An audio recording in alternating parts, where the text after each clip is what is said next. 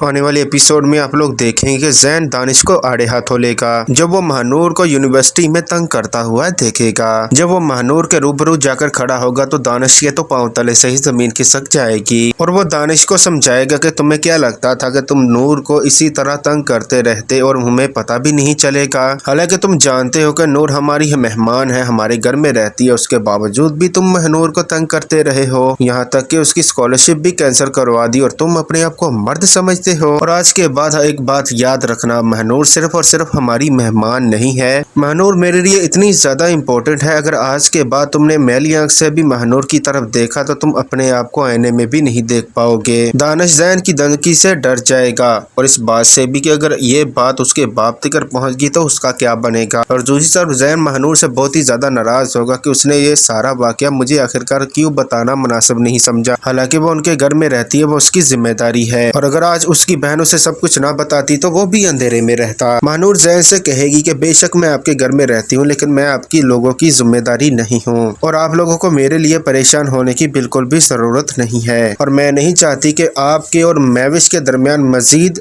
Misunderstanding हो जाए। उस दिन भी मेरे बेहोश होने की वजह से आपकी मंगनी का फंक्शन खराब हो गया था। मैं नहीं चाहती कि राबिया आंटी जो मुझ पर इतना ज्यादा भरोसा करती है कल को कोई भी मसला हो तो वो मुझे जुर्मदार समझे। ये बात वो ज़ैन को कहकर वहाँ से चली जाएगी। लेकिन दूसरी तरफ ज़ैन ये फैसला कर चुका है कि उसे ये शादी मैविश से हरगिज नहीं करनी। घर में ज़ैन की शादी की तैयारियां अरूज पर होगी लेकिन उसने तो अपनी माँ को इनकार ही करना है। इसी वजह से वो हिम्मत जमा कर रहा है। इसी वजह से जब वो अपनी दोस्त से बात करेगा कि प्लीज शादी को रोकने का एक ही तरीका है, वो मैविश के सामने और उसकी माँ के सामने ये कह दे कि ज़ैन शादी नहीं कर सकता क्योंकि मैविश वो लड़की नहीं है जिसके साथ वो जिंदगी गुजारना चाहता है और अगर वो महानूर से मोहब्बत करता है तो इस बारे में उसे देर नहीं करनी चाहिए। दूसरी तरफ ज़ैन इस बात से भी बहुत ही ज्यादा परेशान होगा कि महानूर बेचारी पहले ही बहुत मुश्किलात से गुजर रही है और जब वो महानूर का नाम लेगा तो घर में तो एक तूफान ही आ जाएगा। पहले ही उसकी माँ महानूर को घर से निकालने पर तुली हुई है, फिर तो एक मिनट भी नहीं लगाएगी।